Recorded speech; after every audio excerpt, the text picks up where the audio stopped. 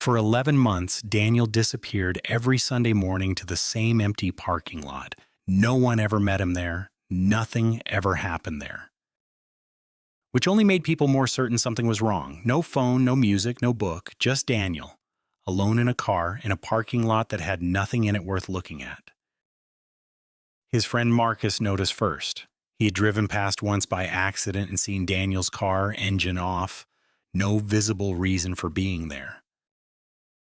He assumed a breakdown, but the car was fine, and the following Sunday Daniel was there again. Marcus asked about it over coffee that week. Daniel said he was thinking. Marcus accepted this the way people accept answers that technically respond to a question without providing any information. But the Sundays kept coming, and Marcus kept returning to the parking lot in his mind. He assembled an explanation. Daniel had lost someone. The location must carry the weight of an absence that had never fully settled, the kind of place a person returns to not because it offers comfort, but because the return itself is the only available form of acknowledgement. Daniel had been quieter this year, more deliberate, present in conversations without quite arriving in them. Marcus held the grief theory with the confidence of someone who has found a shape that fits. Then he mentioned it to Daniel's sister Priya. Priya looked at him the way people look when they are deciding whether to correct a misunderstanding or simply let it pass. "Nobody died," she said. She paused, then added that if anything, Daniel seemed better than he had in years. Marcus sat with that for a long time. Better did not fit a grief theory. Better required an entirely different explanation. He revised. Perhaps something significant had happened there. A conversation, a decision, a moment of clarity that had reorganized something important, the kind of private turning point that people return to the way they return to a sentence they have underlined. This held for 2 weeks. Then Marcus checked when the lot had been built 14 months ago. On the site of a building that no longer existed, Daniel had never been there before the concrete was poured. Nothing had ever happened to him in that location. Because until 11 months ago, that location had not existed. The third theory arrived the way uncomfortable thoughts arrive, quietly and without invitation. Marcus began wondering whether Daniel was meeting someone there. Whether the emptiness was not symbolic but practical, a place where nothing could be observed because there was nothing to observe it from. He dismissed it, then didn't, then asked directly. Daniel looked at him for a moment with the expression of someone measuring the distance between an honest answer and a convenient one. "Get in the car next Sunday," he said. "I'll show you." They arrived at 9 in the morning. Marcus had expected the location to explain itself upon arrival, the way significant places do when you finally stand inside them. But there was nothing. Concrete, painted lines, a chain-link fence at the far end that moved slightly and something too faint to call wind. Daniel switched off the engine, said nothing. Marcus waited. The engine ticked as metal cooled beneath them. Wind moved through the fence and produced a sound that existed at the border between hearing and imagining. Somewhere behind the lot, distant traffic. Further, a bird. The sound of a world continuing without requiring anything from either of them. Marcus noticed he wanted to speak, not because he had anything to say, but because the silence had begun asking something he didn't want to answer. He noticed this, sat with it. 3 minutes passed, then 5. He could not remember the last time he had been in a space that made no demand of him. No device in his hand, no task pending, no version of himself required by the situation. The fence moved. The bird did not return.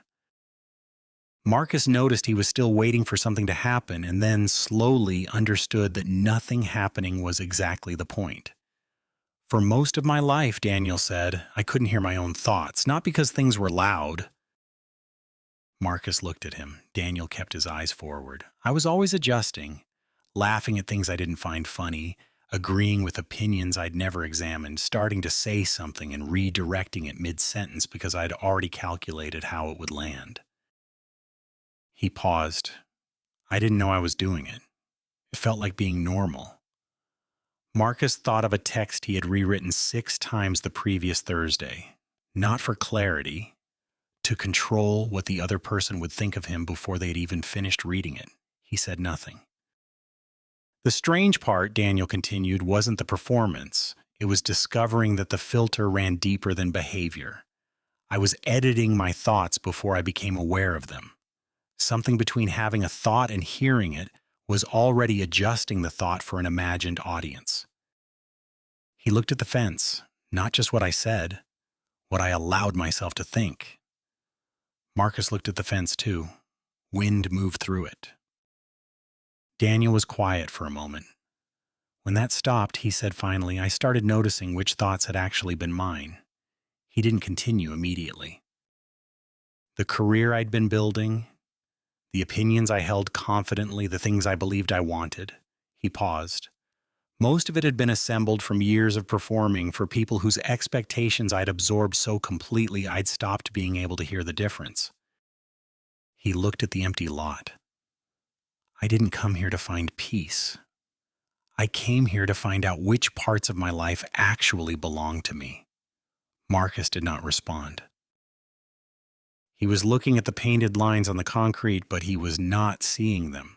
He was seeing a conversation from 2 years ago in which he had argued with genuine conviction for a career direction he had chosen because it had impressed the people in the room rather than because he had ever wanted it. He had argued for it so many times that the argument had started to feel like a belief. He was remembering laughing at a joke at a dinner party, a loud and immediate laugh, the kind that arrives before the joke has finished landing, the kind that is less a response than a performance of being the kind of person who finds things funny. He was remembering agreeing in a conversation he could date precisely because it had bothered him afterward, with an opinion he had found genuinely repugnant because the agreement was easier than the cost of being the only person in the room who didn't. He was remembering the version of himself he had been presenting for so long in so many different rooms that he had never once stopped to ask whether that version had been built or chosen. Daniel had not said anything else. He didn't need to. Marcus drove home and sat in his apartment without turning on any lights. He was not thinking about Daniel. He was thinking about a question that had no comfortable answer, not the question of what he had been performing. The deeper one. The one that Daniel had not asked and Marcus had arrived at entirely on his own. How much of the person he called himself had actually been constructed in response to other people's presence? And whether in a room with no one in it, asking nothing of him, requiring no version of anything from him at all, he would know who remained. He didn't reach a conclusion. But the question once formed had the quality of something that would return in the silence between conversations, in the moment before he agreed with something. In the half second before he laughed, the question never left him, only the silence was patient enough to keep asking it.